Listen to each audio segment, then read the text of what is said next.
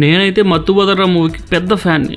సత్య comedy next level ఉంటుంది అసలు. అలాంటిది సెకండ్ పార్ట్ అంటే టీజర్ లో చెప్పినట్టే మచ్ ఎక్స్పెక్టేషన్స్ ఉన్నాయి. వెన్నెల కిషోర్ గారు యాజ్ యూజువల్ గా వరల్డ్ తో సంబంధం లేకుండా లోకల్ అని లేదు, నేషనల్ లేదు, ఇంటర్నేషనల్ లేదు, ప్రతి సెలబ్రిటీ మీద బాగా ఇమిటేట్ చేస్తున్నారు ఆయన. మన హీరో ఎప్పట్లానే మంచి ఫ్రస్ట్రేషన్ లో ఉన్నాడు. ఆయనకి ఎన్ని డ్యూటీలు చేసినా సరే శాలరీ సరిపోలేదండి పాపం. Satya bro never miss a chance to get into the scene. అలాంటిది ఇచ్చి పడేస్తాడు ఈ సినిమా అనిపిస్తుంది. ఇంకా డ్రగ్స్ గురించి చెప్పాలంటే పెద్ద హేమీలే దొరికిపోయారంట. డెలివరీ బాయ్స్ గా ఉన్న వీళ్ళిద్దరూ హీ టీమ్ లో జాయిన్ అయ్యి ఆ డ్రగ్స్ ని అమ్మే వాళ్ళని పట్టుకుని ట్రై చేస్తున్నారు. చూడాలి మరి వీళ్ళిద్దరూ ఎంతగా మనల్ని నవ్వించబోతున్నారు. చివరిగా ఓరి నా కొడక, ఎస్ ఆర్ నో అనే గేమ్ ఆడాలంటే ఎస్ అని, లేదు అంటే నో అని కిందన ఉన్న నెంబర్ కి SMS చేయండి. మన ఛానల్ ని సబ్స్క్రైబ్ చేసుకోవడం మాత్రం మర్చిపోకండి. ఇంక ఈ ట్రైలర్ నేను అబ్జర్వ్ చేసిన విషయాలు అయితే మనకైతే లాట్స్ ఆఫ్ ఫన్ ఉన్నట్టుంది. At the same time production values అయితే ఎక్సలెంట్ గా ఉన్నాయి. ఆ కలర్స్ అన్ని కూడా చాలా అంటే చాలా రిచ్ గా కనిపిస్తున్నాయి. ఫ్రేమ్స్ అన్ని కూడా. హ్యాపీ బర్త్డే అయితే ఎంత కలర్ఫుల్ గా అనిపించిందో సినిమా, యాస్టిస్ కి ఇది కూడా అంత కలర్ఫుల్ గా అనిపిస్తుంది. అయితే హ్యాపీ బర్త్డేల కంటే కూడా దీనిలో కొద్దిగా ఎక్కువ